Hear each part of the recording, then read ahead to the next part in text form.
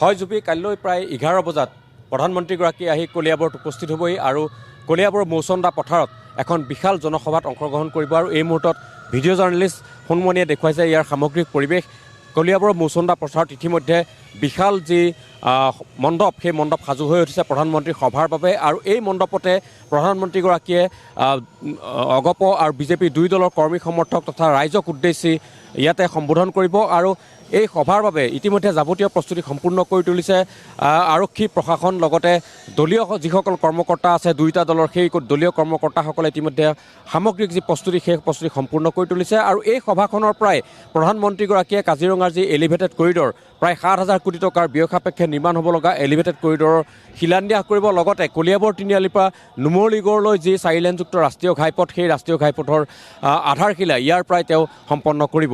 আৰু ইয়াকে লৈ সামগ্ৰিকভাৱে জিলা প্ৰশাসন বা আৰক্ষী প্ৰশাসনৰ তৎপৰতা সম্পূৰ্ণ হৈছে, প্ৰস্তুতি প্ৰায় সম্পূৰ্ণ হৈ উঠিছে। আৰু দেখিবলৈ পোৱা গৈছে যে সামগ্ৰিকভাৱে আৰক্ষী প্ৰশাসন সম্পূৰ্ণ তৎপৰ হৈ আছে, কিয়নো কেইবাখনো জিলাৰ নগাঁও, শোণিতপুৰ, হোজাই, গোলাঘাটকে ধৰি কেইবাখনো জিলাৰ প্ৰায় 1.5 লাখ লোক এই সভাস্থলীত উপস্থিত হ'ব, সভাত অংশগ্ৰহণ কৰিব। আৰু তাকে লৈ দেখিবলৈ পোৱা গৈছে যে সকলো সষ্টম হৈ আছে, আৰক্ষী প্ৰশাসন, দলীয় কৰ্মকৰ্তা সকলো সষ্টম হৈ আছে।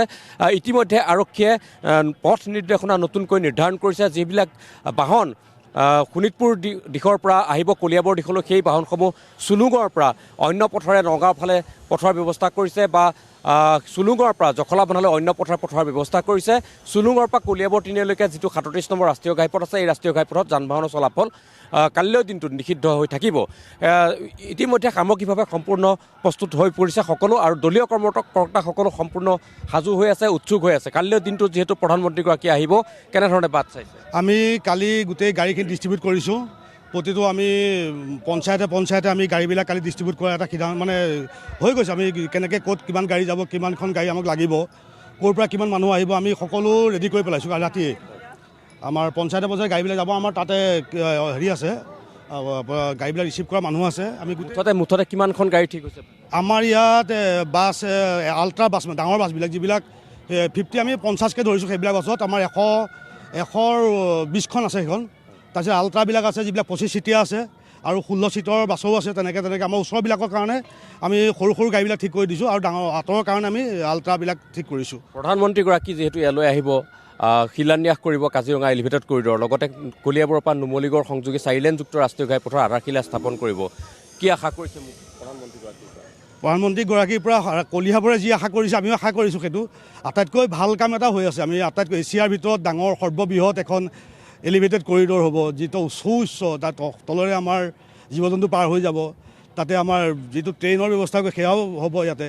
আমাৰ এই কলিয়াবৰবাসী বহুত আনন্দ হৈ আছে। আমি 25,000 ধৰিছিলোঁ, এতিয়া হয়তো 35-40,000 মানুহ আমাৰ ইয়ালৈ আহিব। খোজকাঢ়ি অহা মানুহ বেছি হৈ আছে। আৰু সমগ্ৰ অসমৰ পৰা প্ৰায় 1.5 লাখ লোক আহিব। হয় হয়, নিশ্চয়কৈ কেইবাখনো জিলাৰ 1.5 লাখ কৰ্মী সমৰ্থক এই সভাত উপস্থিত থাকিব। আৰু ইতিমধ্যে প্ৰায় 4,000 নিৰাপত্তাৰক্ষী নিয়োগ কৰা হৈছে, সামগ্ৰিকভাৱে নিৰাপত্তা ব্যৱস্থাটো পৰ্যবেক্ষণ কৰিবৰ বাবে বা নিৰাপত্তা সুনিশ্চিত কৰিবৰ বাবে প্ৰধানমন্ত্ৰীৰ।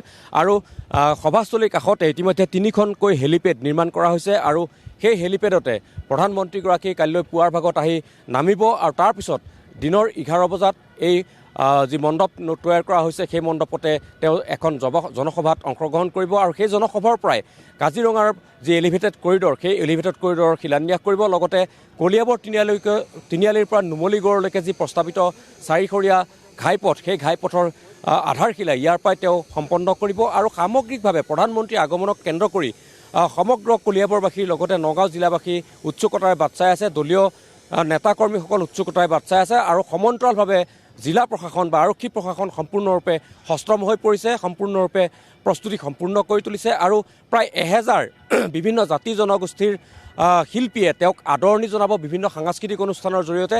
হেলিপেডৰ পৰা সভাথললৈকে প্ৰধানমন্ত্ৰীগৰাকীক সেই 1000 শিল্পীয়ে বিভিন্ন অনুষ্ঠানৰ জৰিয়তে আদৰণি জনাই আনিব, আৰু তাৰপিছতে প্ৰধানমন্ত্ৰীগৰাকীয়ে জনসভাত অংশগ্ৰহণ কৰিব। জুবি।